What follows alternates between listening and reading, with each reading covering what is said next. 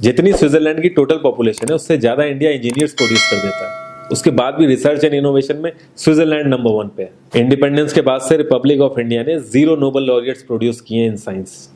USA ने 100 plus कर दिए। ASER की रिपोर्ट के हिसाब से 83% एजुकेटेड इंडियंस एम्प्लॉयबल ही नहीं है। और ये जो सुंदर पिचाई सत्या नदेला की हम बात करते हैं, इन्होंने भी आगे चल के अपनी एजुकेशन बाहर से ही करी है। और ये सारी चीजें जो मैं बोल रहा हूँ ना, इसका रूट कॉज फाइंड आउट करने के लिए हमें थोड़ा सा पीछे जाना पड़ेगा। जब ब्रिटिशर्स हम पे रूल कर रहे थे तो ईस्ट इंडिया कंपनी के सामने 2 मेजर चैलेंजेस थे। एक कम्युनिकेशन विद इंडियन, दूसरा वर्कर्स और क्लर्क्स की बहुत जरूरत थी उन्हें। फिर थॉमस बेविंगटन मैकॉय ने हमें इंग्लिश एजुकेशन एक्ट ऑफ 1835 दिया, जिससे उनके दोनों पर्पस पूरे हुए। पहला, उनको बंदे चाहिए थे जो चुपचाप डेस्क पे बैठे अपना काम करें, क्वेश्चंस ना करें और ज्यादा क्रिएटिव ना हो। Second, communication in English. English सबसे ज्यादा बोले जाने वाली लैंग्वेज नहीं है, उसके बाद भी इंग्लिश एक लैंग्वेज की बजाय एक क्लास बन गया इंडिया में। रशिया, चाइना, फ्रांस, ये सब जगह इतना ऑब्सेशन नहीं है इंग्लिश को लेके जितना इंडिया में है। पुअर कम्युनिकेशन बोला जाता है अगर आपकी इंग्लिश अच्छी नहीं है, जबकि इंग्लिश ना आने का मतलब है कि आपको कोई और लैंग्वेज आती है। 5 साल पुराना iOS भी आज की डेट में आउटडेटेड माना जाता है।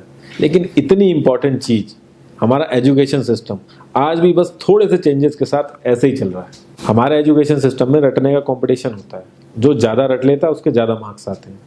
अब 95% जिसके संस्कृत में आए हैं वो भी संस्कृत नहीं बोल पा रहा है। और बेसिक हिस्ट्री होने की बजाय इतनी मोटी मोटी किताबें हैं हिस्ट्री की जिसका कोई मतलब नहीं है। अगर आज की डेट में आपको कुछ भी पता करना, आप गूगल से पता कर लोगे। उसके लिए आपको याद करने की जरूरत नहीं है इतना कुछ। और ये गवर्नमेंट स्कूल में हर क्लास में इंग्लिश का सब्जेक्ट है। 12-12 साल लगाने के बाद भी लोग इंग्लिश नहीं बोल पा रहे हैं। और बिना किसी बुक को पढ़े एक 5 साल का बच्चा सीख लेता है, क्योंकि उसको वैसा एनवायरमेंट मिल जाता है। A+B का whole square is equal to A² + B² + 2AB। इसका रियल लाइफ में क्या यूज है किसी को नहीं पता, न प्रिंसिपल, न टीचर, न बच्चे, बस पढ़ाई चले जा रहे हैं। हो सकता है इसका कुछ मतलब हो, लेकिन आप ट्राई करके देख लेना, किसी को नहीं पता। हाँ, 2AB की जगह अगर आपने 3AB बोल दिया तो 4 लोग हंसने वाले मिल जाएंगे आपके ऊपर। किंडरगार्टन में जो बच्चों को सिखाने के लिए टेक्निक यूज होती है वो लाख गुना अच्छी है कॉलेज की वो रटने वाली टेक्निक से। और जिन बच्चों के बहुत ज्यादा नंबर आते हैं, जो वो छुपा छुपा के एग्जाम में लिखते हैं, आप देखोगे जब वो रियल लाइफ में जाते हैं ना तो ज्यादातर क्रम्बल करते हैं। हर किसी को सेम सिलेबस और सेम चीज सिखाई जाती है बिना उसकी कैपेबिलिटी देखे। और क्रिएटिविटी का तो दूर दूर तक मतलब नहीं होता। अब एक लाइन से आप शेर, मछली, सांप, हाथी सबको लाइन से खड़ा कर दो और उनसे कहो पेड़ पे चढ़ो, उनको तो जिंदगी भर यही लगेगा ना कि वो तो किसी काबिल ही नहीं है। और द्रोणाचार्य ने भी पांडवों को उनकी स्किल सेट के हिसाब से उनको चीजें सिखाई, सबको एक ही चीज नहीं सिखा दी। और हमारे एजुकेशन सिस्टम में ज्यादा ऑप्शंस भी नहीं है।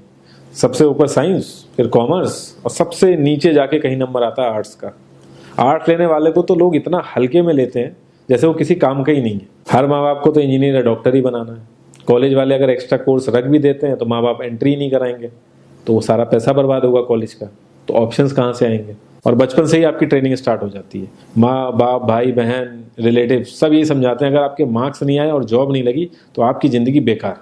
और लाइफ की क्रिएटिविटी को आप रखते हो साइड में, और ये अच्छे मार्क्स और अच्छी जॉब पाना आपका सपना बन जाता है। अब ये सपना पूरा हो जाता है तो बहुत बढ़िया है, दूसरे को जेलस फील कराओगे, नीचा फील कराओगे। और इस छोटी सी उम्र में अगर सपना टूट जाता है तो सेल्फ डाउट में आ जाओगे। इतना बाहर वाले आपको नीचा नहीं समझेंगे जितना आप खुद की नजरों में गिर जाओगे। आप किसी भी 4-5 सक्सेसफुल आदमियों के बारे में सोच के देखिए जिन्हें आप बहुत सक्सेसफुल मानते हो या जिनकी तरह लाइफ आप जीना चाहते हो। मैं ये कह सकता हूं कि वो इस एजुकेशन सिस्टम की वजह से तो सक्सेसफुल नहीं होंगे, चाहे वो जो भी हो। धीरू भाई अंबानी, विराट कोहली, आमिर खान, नरेंद्र मोदी, ये सब हमारे इस करंट एजुकेशन सिस्टम के ट्रैप में नहीं फंसे। इन्होंने खुद सीखा, खुद एजुकेट हुए और खुद आगे बढ़े। किसी कंपनी के सीईओ को अगर ये कहा जाए कि आप अपनी कंपनी के सारे डिपार्टमेंट में इंटरव्यू दीजिए, तो कोई गारंटी नहीं है कि वो सारे डिपार्टमेंट के इंटरव्यू निकाल लेगा। और ये भी हो सकता है कि वो आधे से ज्यादा डिपार्टमेंट के लिए क्वालिफाई ना करे एजुकेशन वाइज, लेकिन वो पूरी कंपनी चला सकता है। तो ये जो एक स्किल है, इसके बारे में बात क्यों नहीं होती? लोग अपनी 25% से ज्यादा जिंदगी इस करंट एजुकेशन सिस्टम में लगा देते हैं ताकि अपने से कम पढ़े लिखे आदमी की कंपनी में जाके उसके सपने पूरे कर सकें। इंडिया का जो करंट एजुकेशन सिस्टम है, अगर वो इतना ही अच्छा है तो जो भी सेलिब्रिटीज हैं, पॉलिटिशियंस हैं, वो अपने बच्चों को बाहर क्यों भेज रहे हैं पढ़ने के लिए? इनफैक्ट पॉलिटिशियंस के साथ तो ऐसा करना चाहिए, जिस एरिया से वो जीते हो उसी एरिया के गवर्नमेंट कॉलेज में उनके बच्चे को पढ़ना कंपलसरी हो जाए, तभी वहां के गवर्नमेंट कॉलेज सुधर सकते हैं। 368 प्यून की जॉब के लिए 1.5 लाख ग्रेजुएट और 24,968 पोस्ट ग्रेजुएट ने अप्लाई किया। मैं IAS PCS की तो बात नहीं करता हूँ, वो तो एक पैशन की बात होती है, लेकिन कुछ लोग 5-5, 6-6 साल से तैयारी कर रहे हैं कि कोई भी गवर्नमेंट जॉब मिल जाए उन्हें। उनसे पूछोगे क्यों ऐसे इतने टाइम से लगे हुए हो, तो वो एक ही चीज़ बोलेंगे कि जॉब सिक्योर है। मतलब आप काम नहीं भी करोगे तो आपको निकाला नहीं जाएगा।